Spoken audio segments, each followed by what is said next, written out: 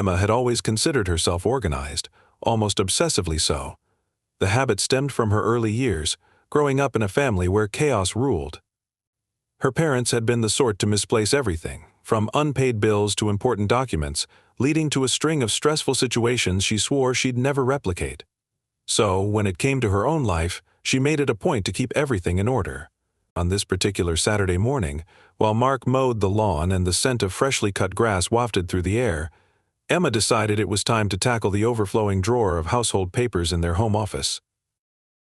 Their home office wasn't much, just a small room tucked away in the back of the house. A sturdy wooden desk that Mark had built during their first year of marriage stood against the wall, its surface perpetually cluttered with receipts, envelopes, and notebooks. A filing cabinet in the corner held the more important documents: mortgage papers, tax returns, car titles, and everything else Emma deemed worthy of careful filing. She poured herself a cup of coffee, set it on the desk, and got to work. It started as a routine task. Emma sifted through old electricity bills and warranties for appliances they no longer owned, tossing unnecessary items into the shred pile. About an hour in, her hands reached for a thick manila folder she didn't recognize. It wasn't labeled, which immediately piqued her curiosity. Mark wasn't as meticulous as she was, so it wasn't unusual for him to stash things without proper labels or order. She opened the folder and began flipping through its contents. The first few pages were innocuous copies of property tax receipts and insurance statements, but then her eyes landed on something that made her pause. It was a deed. Emma blinked, certain she was mistaken. But no, it was unmistakable, a property deed. Not for a new property, not for something she didn't recognize, but for their house. Her stomach dropped as she read further. The names listed under ownership weren't what she expected. Instead of Mark and Emma Carlson, it read, Nancy Evans. Emma froze, her mind racing to make sense of what she was looking at. Nancy Evans, Mark's ex-wife.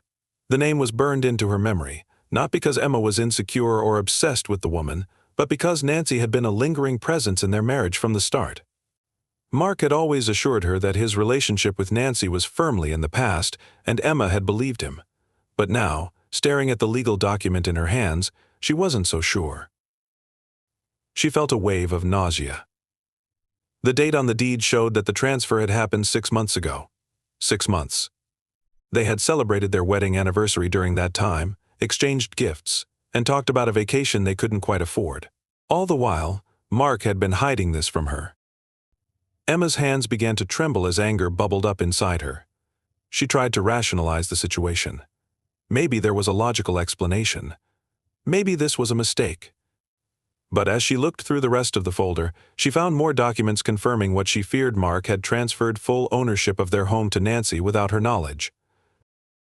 She sat there for what felt like an eternity, staring at the papers. Her coffee had gone cold, the muffled sound of the lawnmower still buzzing outside. Every scenario ran through her head. Had Mark planned to leave her? Was he in some kind of financial trouble? Had Nancy blackmailed him? Each possibility felt worse than the last. When Mark finally came inside, sweaty and oblivious, Emma was still in the office. She heard him call out, "Hey, Em, lawn's done. Want me to start lunch?" Her voice caught in her throat as she tried to respond. "Mark, can you come here for a minute?" Something in her tone must have alerted him, because he appeared in the doorway almost immediately, wiping his hands on a towel. "What's up?" he asked, his expression shifting to concern when he saw her pale face. Emma didn't bother with small talk. She simply held up the deed. "What is this?" Mark's face changed instantly. His easy demeanor vanished, replaced by a flicker of panic. He opened his mouth to speak but closed it again, as if trying to decide what to say. "Emma, I can explain," he finally managed. "Explain what, exactly?" she shot back, her voice rising. "That you gave our house to your ex-wife? That you did it without telling me? What could you possibly say to make this okay?" Mark stepped into the room, his hands raised in a placating gesture. "It's not what you think." "Don't," Emma interrupted. "Don't tell me it's not what I think when her name is right here on the deed." She slammed the papers onto the desk. "I want the truth, Mark. Now." Mark sighed, running a hand through his hair. "Nancy. She came to me a while ago. She said she was in trouble, that she needed help, she said. And you thought giving her our house was the way to help? Emma snapped. She said she'd tell people things, Mark blurted out, his voice breaking. Things about our past. About me. Things that could ruin me, Emma. I didn't know what else to do.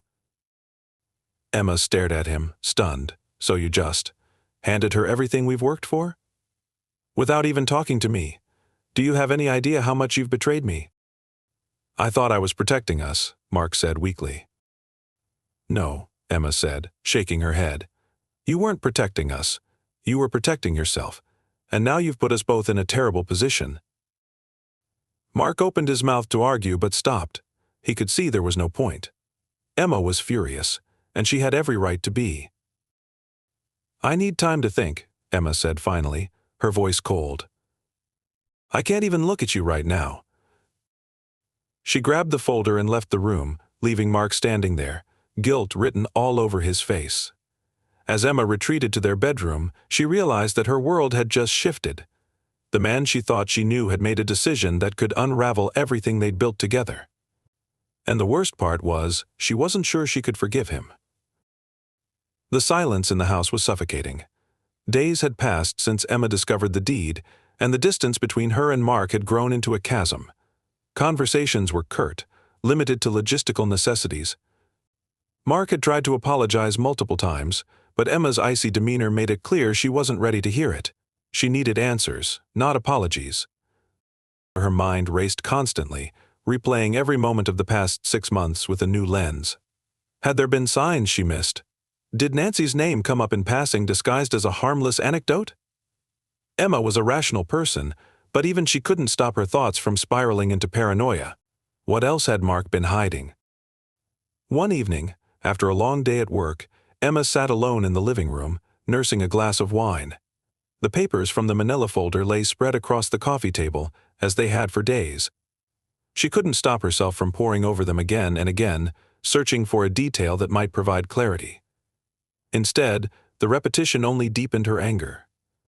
The sound of the front door opening jolted her. Mark walked in, his face weary from what she knew had been a miserable day at work. He glanced at the papers, then at her, and sighed. Emma, we need to talk, he said, his voice firm but tired. She didn't respond, taking another sip of her wine. Please, he said, sitting down across from her. I'll tell you everything. Just let me explain. Emma set her glass down deliberately. Fine. Talk. But if you try to sugarcoat this or lie to me again, I swear, Mark, we're done. Mark flinched but nodded. Okay, you deserve the truth. He leaned forward, clasping his hands together. Nancy came to me about 8 months ago. She said she was in financial trouble. She claimed she'd lost her job and was about to lose her house. She asked me for money. Emma's eyes narrowed. And you didn't think to mention this to me? I didn't want to worry you, Mark said quickly. It seemed harmless at first. I told her I couldn't give her any money outright, but I'd see if there was a way to help.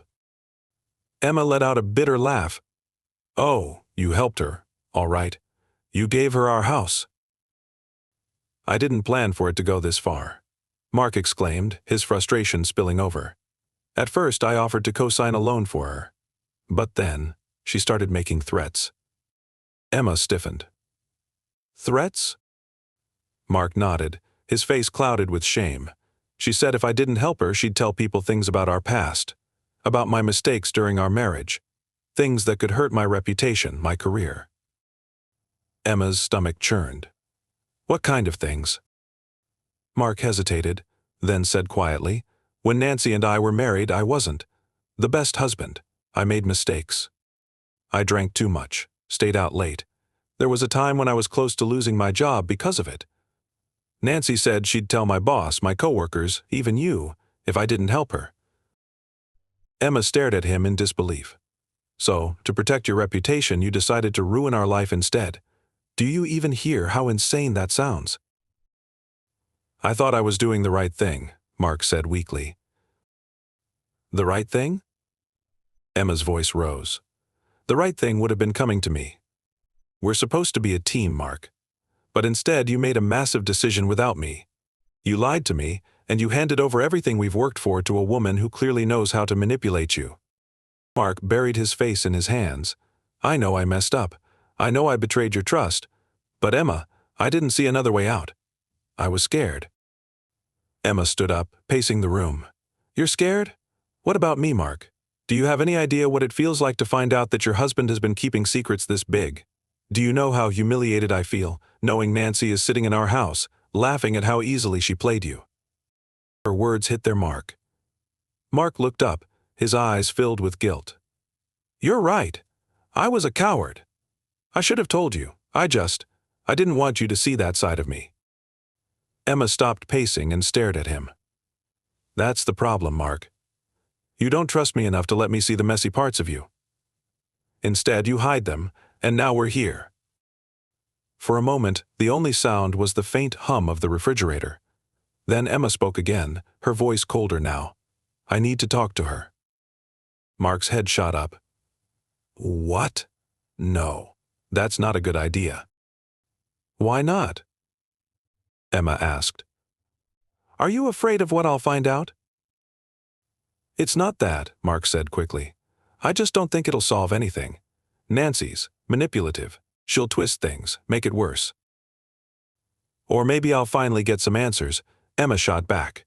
"You've lied to me once. Forgive me if I don't trust you to be the only source of truth here." Mark opened his mouth to argue but stopped. He knew Emma well enough to recognize the determination in her voice. She wasn't asking for his permission.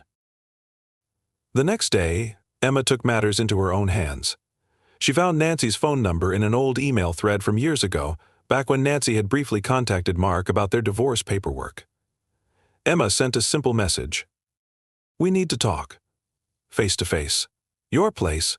Tomorrow evening." Nancy responded within minutes. "Sure. Let me know what time works for you." The casual tone of Nancy's reply only fueled Emma's anger. It was as if Nancy didn't have a care in the world, as if she hadn't just turned Emma's life upside down. When Emma told Mark about the meeting, he was visibly uneasy. "I still don't think this is a good idea," he said. "It's not up for debate," Emma replied firmly. The following evening, Emma drove to Nancy's house, a modest but well-maintained home in a neighborhood not far from their own. She parked outside, taking a moment to steel herself. Her hands gripped the steering wheel tightly as she rehearsed what she planned to say. When Nancy opened the door, she looked surprised, but not in the way Emma had expected. There was no guilt, no defensiveness. Instead, Nancy smiled warmly, as if Emma were an old friend stopping by for a visit. "Emma," she said, stepping aside to let her in, "I wasn't expecting you to come alone. Where's Mark?" Emma's jaw tightened. "This isn't about Mark. It's about you and me." Nancy gestured toward the living room. "Fair enough. Come in. Can I get you something? Coffee? Tea?" Emma ignored the offer and sat down on the edge of the couch, her back straight. "I'll get straight to the point. Why did you manipulate Mark into giving you our house? What's your angle?" Nancy raised an eyebrow, feigning innocence. "Manipulate? That's a strong word." Emma's patience snapped. "Don't play games with me, Nancy. I know what you did. Mark told me everything. You threatened him, didn't you?" Nancy's expression changed subtly, a flicker of something Emma couldn't quite read. But then she smiled again, a calculated, almost condescending smile. "Mark and I have history, Emma. Things between us are complicated. I'm sure you understand." Emma leaned forward, her voice low and deadly. "Complicated or not, you don't get to take what doesn't belong to you. Whatever power you think you have over Mark, it ends now." Nancy's smile faltered. For the first time, Emma saw a crack in her calm exterior. "I didn't force him to do anything," Nancy said, her tone defensive now. "He made his choices. If you're angry, maybe you should ask yourself why he didn't feel comfortable coming to you in the first place." The words hit Emma like a slap. But she refused to let Nancy see her doubt. Instead, she stood up, towering over the other woman. "This isn't over," she said. "You've messed with the wrong person." As Emma walked out the door, her heart pounded. She had a feeling the confrontation had only scratched the surface. Whatever Nancy's true motives were, Emma was determined to uncover them and take back what was hers. Emma drove home from Nancy's house in a daze. Her head was spinning with Nancy's parting words, "If you're angry, maybe you should ask yourself why he didn't feel comfortable coming to you in the first place." The nerve of that woman, Emma thought. But no matter how hard she tried to dismiss it as manipulation, the words gnawed at her. Had she really been so oblivious to Mark's struggles? Could she have done something differently to prevent this disaster? By the time she pulled into the driveway, her anger had simmered into a mix of frustration and determination. One thing was clear: whatever doubts or questions Nancy had planted, they would have to wait. Emma couldn't afford to dwell on what-ifs. She needed to plan a way to take back control of her life and undo the damage Nancy had caused. When she walked through the front door, Mark was waiting in the kitchen, pacing nervously. He looked up as she entered, his face a mixture of relief and dread. "How did it go?" he asked hesitantly. Emma didn't answer immediately. She set her bag down on the counter and fixed him with a cold, steady gaze. "It went exactly how I expected. She's manipulative, smug, and completely unrepentant. But she slipped up, Mark. She admitted enough to confirm that she pressured you into this." Mark's shoulders sagged. "I'm sorry, Emma. I should have told you from the start." "Sorry isn't enough," Emma snapped. "We're in this mess because of your lies and her scheming. But I'm not going to let her win. We're getting our house back." Mark frowned. "How?" "The deed's already been transferred. Legally, it's hers." "Not for long," Emma said. Her voice was calm, but her eyes burned with resolve. "I spoke to a lawyer today. There's a way to challenge the transfer, especially if we can prove she coerced you." Mark looked doubtful. "What if we can't? She's smart, Emma. She knows how to cover her tracks." Emma crossed her arms. "Then we find another way. But first, you're going to tell me everything. Every single detail about what she said, what she threatened, and why you thought this was your only option." For the next hour, Mark laid everything out. He told Emma about Nancy's initial plea for help, her increasingly aggressive demands, and the threats she had made. He admitted that he had been terrified not just of losing his job, but of losing Emma's respect if she found out about his past mistakes. "I didn't think you'd understand," Mark said quietly, his voice heavy with shame.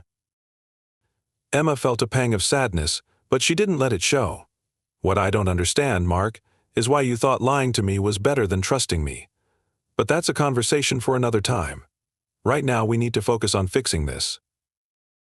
The next morning, Emma began assembling a strategy. She started with the lawyer she had consulted earlier in the week, a sharp-tongued woman named Karen who specialized in property disputes. Over the phone, Karen explained the legal options in detail. "If you can prove coercion or fraud, you have a strong case," Karen said. "But that's easier said than done. Do you have any evidence of her threats?" Emma hesitated. "No, not yet. But I'm working on it."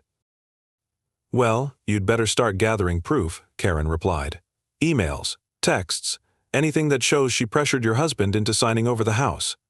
Without that, we're fighting an uphill battle." Emma hung up, feeling a mix of hope and anxiety. She didn't have any evidence yet, but she wasn't about to let that stop her. Nancy had to have left a trail somewhere. Her first step was to go through Mark's phone and email accounts. Mark, eager to make amends, handed over his devices without hesitation. Emma spent hours combing through old messages, looking for anything that could be useful. At first, it seemed hopeless. Nancy had been careful not to leave anything incriminating in writing. Most of her messages were vague, filled with phrases like, "You know what's at stake," and "Don't make me do something we'll both regret." It was frustratingly ambiguous, but Emma saved every message she thought might help. Next, she decided to dig into Nancy's background. If Nancy was bold enough to manipulate Mark, she had probably done it to others before. Emma spent hours researching online, scrolling through public records and social media profiles. She even joined a local community forum, hoping to find someone who had crossed paths with Nancy. Her persistence paid off. On the forum, she stumbled upon a thread about shady real estate deals in the area. One commenter mentioned a woman named Nancy Evans, describing her as a professional manipulator who had a reputation for exploiting vulnerable people. Emma's heart raced as she read the post. She reached out to the commenter, explaining her situation and asking for more information. The next day, the commenter replied with a lengthy message detailing their own experience with Nancy. They claimed Nancy had once convinced an elderly neighbor to sign over a rental property under the guise of helping with taxes. The neighbor later regretted it but couldn't afford to take legal action. Emma saved the message and forwarded it to Karen. "This might not be directly related to our case," Emma wrote, "but it shows a pattern of behavior. Could it help?" Karen responded within the hour. "It's a start," she wrote. "Keep digging. If we can establish a pattern of coercion, the court will be more likely to believe your husband's story." Emma felt a surge of determination. For the first time in weeks, she felt like she was gaining ground. Meanwhile, her relationship with Mark remained strained. They were civil, even cooperative, but the trust between them was shattered. Mark had started seeing a therapist, hoping to work through his guilt and fear, but Emma wasn't ready to join him. She needed time to process her own feelings before she could focus on rebuilding their marriage. One evening, as they sat at the dining table reviewing documents, Mark looked up and said, "I know I can't undo what I did, but I'm going to do whatever it takes to make this right. For us." Emma didn't respond immediately. Instead, she looked him in the eye and said, "I hope you mean that. Because if we're going to fight this, I need you to be honest with me from now on. No more secrets, Mark." He admitted that he had been terrified not just of losing his job, but of losing Emma's respect if she found out about his past mistakes. "I didn't think you'd understand," Mark said quietly, his voice heavy with shame. Emma felt a pang of sadness, but she didn't let it show. "What I don't understand, Mark, is why you thought lying to me was better than trusting me. But that's a conversation for another time. Right now, we need to focus on fixing this." The next morning, Emma began assembling a strategy. She started with the lawyer she had consulted earlier in the week, a sharp-tongued woman named Karen who specialized in property disputes. Over the phone, Karen explained the legal options in detail. "If you can prove coercion or fraud, you have a strong case," Karen said. "But that's easier said than done. Do you have any evidence of her threats?" Emma hesitated. "No, not yet. But I'm working on it." "Well, you'd better start gathering proof," Karen replied. "Emails, texts, anything that shows she pressured your husband into signing over the house. Without that, we're fighting an uphill battle." Emma hung up, feeling a mix of hope and anxiety. She didn't have any evidence yet, but she wasn't about to let that stop her. Nancy had to have left a trail somewhere. Her first step was to go through Mark's phone and email accounts. Mark, eager to make amends, handed over his devices without hesitation. Emma spent hours combing through old messages, looking for anything that could be useful. At first, it seemed hopeless. Nancy had been careful not to leave anything incriminating in writing. Most of her messages were vague, filled with phrases like, "You know what's at stake, and don't make me do something we'll both regret." It was frustratingly ambiguous, but Emma saved every message she thought might help. Next, she decided to dig into Nancy's background. If Nancy was bold enough to manipulate Mark, she had probably done it to others before. Emma spent hours researching online, scrolling through public records and social media profiles. She even joined a local community forum, hoping to find someone who had crossed paths with Nancy. Her persistence paid off. On the forum, she stumbled upon a thread about shady real estate deals in the area. One commenter mentioned a woman named Nancy Evans, describing her as a professional manipulator who had a reputation for exploiting vulnerable people. Emma's heart raced as she read the post. She reached out to the commenter, explaining her situation and asking for more information. The next day, the commenter replied with a lengthy message detailing their own experience with Nancy. They claimed Nancy had once convinced an elderly neighbor to sign over a rental property under the guise of helping with taxes. The neighbor later regretted it but couldn't afford to take legal action. Emma saved the message and forwarded it to Karen. "This might not be directly related to our case," Emma wrote, "but it shows a pattern of behavior. Could it help?" Karen responded within the hour. "It's a start," she wrote. "Keep digging." If we can establish a pattern of coercion, the court will be more likely to believe your husband's story. Emma felt a surge of determination. For the first time in weeks, she felt like she was gaining ground. Meanwhile, her relationship with Mark remained strained. They were civil, even cooperative, but the trust between them was shattered. Mark had started seeing a therapist, hoping to work through his guilt and fear, but Emma wasn't ready to join him. She needed time to process her own feelings before she could focus on rebuilding their marriage. One evening, as they sat at the dining table reviewing documents, Mark looked up and said, "I know I can't undo what I did, but I'm going to do whatever it takes to make this right. For us." Emma didn't respond immediately. Instead, she looked him in the eye and said, "I hope you mean that. Because if we're going to fight this, I need you to be honest with me from now on. No more secrets, Mark, ever." "I promise," Mark said, his voice steady. Over the next few weeks, Emma and Mark worked tirelessly to build their case. They gathered every piece of evidence they could find, from text messages to financial records. They even contacted the elderly neighbor from the forum thread, who agreed to provide a statement about Nancy's past behavior. Finally, the day came to file their lawsuit. Karen submitted the paperwork, outlining their claim that Nancy had coerced Mark into transferring the deed under false pretenses. It was a risky move without direct evidence of coercion. They were relying on circumstantial proof and testimony. But Emma refused to back down. As they left Karen's office, Emma felt a mix of nerves and relief. The fight was far from over, but for the first time, she felt like she was regaining control. She glanced at Mark, who looked equally anxious but determined. "We're in this together," he said quietly. Emma nodded, though she couldn't quite bring herself to smile. "We'll see." Deep down, she knew the battle with Nancy was only part of the struggle.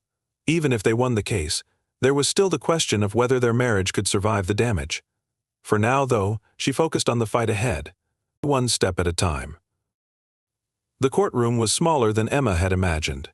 Its pale beige walls and flickering fluorescent lights gave it a sterile, almost lifeless feel. But to Emma, the air crackled with tension. This was the culmination of weeks of digging, strategizing, and late-night arguments. Sitting next to her lawyer, Karen, she clenched her fists under the table, determined to see this through. Mark sat beside her, his posture rigid. His face was pale, his jaw tight. He had been quiet all morning, lost in his own thoughts. Emma knew he was nervous not just about the case, but about how things would play out between them once it was all over. She didn't have the answers for him yet. First, they needed to deal with Nancy. When Nancy walked in, Emma felt her stomach tighten. Nancy looked polished, composed, and completely unbothered. She wore a tailored gray suit and carried herself with an air of confidence, as if she were the victim in all this. It was infuriating, but Emma refused to let her emotions show. The hearing began promptly. Karen opened by laying out their case that Nancy had coerced Mark into signing over the deed to their house through manipulation and veiled threats. Karen emphasized the lack of transparency in Nancy's dealings and the pattern of similar behavior they had uncovered. "Nancy Evans has a history of exploiting others for her own gain," Karen said, her voice firm but measured. "This case isn't just about one property, it's about holding her accountable for a pattern of deceit." Nancy's lawyer, a sleek man with a practiced smile, countered with a calm, calculated argument. "There is no evidence of coercion," he said smoothly. "Mr. Lewis willingly signed over the property. This is nothing more than an attempt to rewrite the terms of a deal they now regret." Emma's blood boiled as she listened to him paint Mark as a willing participant. She wanted to scream, to stand up and tell the judge exactly what kind of person Nancy was. But she stayed quiet, trusting Karen to handle it. The next few hours were grueling. Both sides presented their evidence, and witnesses were called to testify. Emma's heart sank when Nancy took the stand. She was calm and collected, expertly dodging questions that might incriminate her. "Did you ever threaten Mr. Lewis?" Karen asked, her tone sharp. "Of course not," Nancy replied smoothly. "I merely asked for his help during a difficult time. He agreed because he wanted to do the right thing. If he regrets it now, that's not my fault." Karen pressed further, but Nancy remained steadfast, her answers carefully crafted to avoid any admission of wrongdoing. Then it was Mark's turn. Emma watched as he took the stand, his hands trembling slightly as he adjusted the microphone. He looked nervous but determined. "Mr. Lewis," Karen began, "can you explain why you signed over the deed to your home?" Mark swallowed hard. "I did it because I felt like I didn't have a choice. Nancy threatened to tell people things about my past, things that could hurt my career and my marriage. She knew how scared I was, and she used that against me." Karen nodded. "Can you elaborate on these threats?" Mark hesitated, glancing at Emma before continuing. "She said she would tell my boss about my drinking problems from years ago. She said she'd tell Emma about some of the mistakes I made when we first got married. I didn't want to lose everything I'd worked so hard to rebuild." The courtroom was silent as Mark's words hung in the air. For the first time, Emma felt a twinge of empathy for him. He had been weak, yes, but he had also been desperate.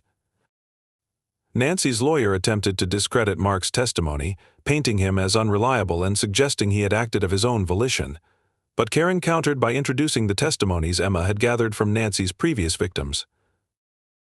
One by one, the witnesses described similar patterns of behavior: Nancy's charm, her manipulation, her ability to exploit people's vulnerabilities. By the end of the day, even Nancy's polished exterior seemed to crack. She fidgeted in her seat, her confident smile slipping as the weight of the evidence mounted against her. Finally, it was time for closing arguments. Karen delivered a powerful speech, emphasizing the emotional and financial toll Nancy's actions had taken on Emma and Mark. "This is not just about a piece of property," Karen said, her voice ringing through the courtroom. "This is about justice. It's about holding people accountable for their actions and protecting others from falling victim to the same kind of manipulation." When the judge announced that he would deliver his decision the following week, Emma felt a mixture of relief and exhaustion. The waiting would be agonizing, but at least the hardest part was over. The following days were a blur of anxiety. Emma threw herself into work, trying to distract herself from the looming decision. Mark continued to attend therapy, and though they still hadn't fully reconciled, there was a tentative truce between them. On the morning of the verdict, Emma and Mark arrived at the courthouse early. They sat in silence, their hands clasped tightly together. For the first time in weeks, Emma didn't pull away from his touch. When the judge finally delivered his ruling, Emma held her breath. "After reviewing the evidence and testimony presented, I find that the transfer of the property was made under undue influence. The deed will be voided, and ownership of the property will be returned to Mr. and Miss Lewis." Emma felt a rush of relief so powerful it brought tears to her eyes. She turned to Mark, who looked equally stunned. They had won. As they left the courthouse, Emma took a deep breath, feeling lighter than she had in weeks. But she knew the fight wasn't entirely over. That evening, as they sat together in their reclaimed home, Emma finally addressed the elephant in the room. "We got the house back," she said, her voice quiet. "But what about us?" Mark looked at her, his eyes filled with regret. "I don't know if I can ever make up for what I did, but I want to try, if you'll let me." Emma studied him for a long moment. "I don't know if I can forgive you, not completely, but I do know I don't want to give up on us. Not yet." Mark nodded, his expression a mix of hope and humility. "I'll do whatever it takes, Emma. I mean it."